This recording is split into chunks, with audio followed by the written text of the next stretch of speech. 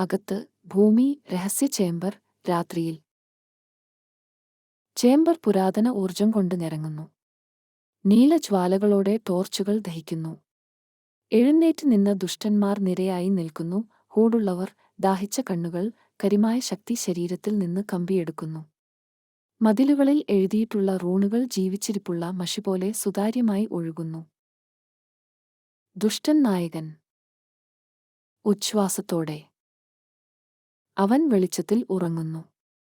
പക്ഷേ നിഴലുകൾ മരിക്കുന്നതല്ല.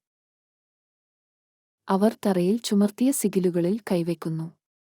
ഒരു ശക്തിയേറിയ ഇരുണ്ട ഊർജ്ജസ്രോതസ് ഉയരുന്നു, അളവതീതമായ ലോകങ്ങളിലേക്ക് താണ്ടുന്ന ഒരു ദിവ്യപ്രഭ.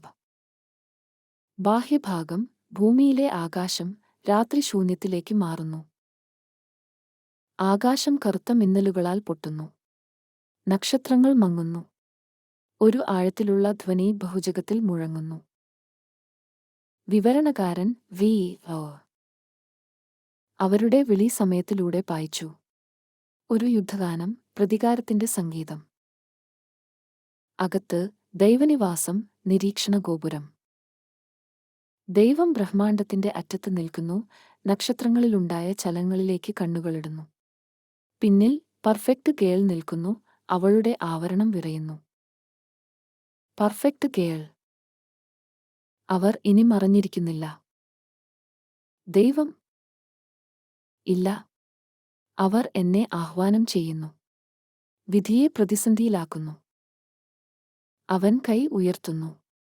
പാലസ് പ്രതികരിക്കുന്നു, മതിലുകൾ മാറുന്നു, വെളിച്ചത്തിലൂന്നിയ പ്രതിരോധങ്ങൾ രൂപം കൊള്ളുന്നു, ദൈവോപകരണങ്ങൾ രഹസ്യകാമറകളിൽ നിന്ന് ഉയരുന്നു. അകത്ത് ദൈവത്തിന്റെ ആയുധശാല കുറച്ച് നിമിഷങ്ങൾക്കു ശേഷം. വിശാലമായ ഒരു മുറി, ദിവ്യകവചങ്ങൾ, ജ്വലിക്കുന്ന വാളുകൾ, ദൈവത്തിന്റെ പുരാതന ഉപകരണങ്ങൾ നിറഞ്ഞു നിൽക്കുന്നു. ദൈവം തന്റെ യുദ്ധരൂപം ധരിക്കുന്നു, പൊന്നണിഞ്ഞ റോബുകൾ, ജ്വലിച്ച കൈമുട്ടുകൾ, ആകാശഗങ്ങൾ അടങ്ങിയ കണ്ണുകൾ.